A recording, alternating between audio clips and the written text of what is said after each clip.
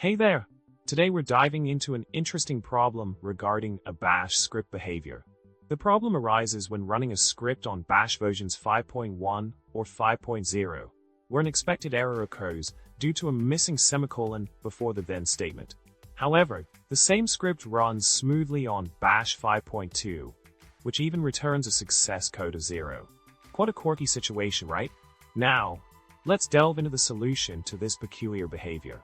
It turns out that the change in the script's execution is not a bug, but a deliberate shift in the bash parser. Thanks to a mailing list discussion and a specific Git commit, we discovered that the behavior of double square brackets was made consistent with other compound commands in bash.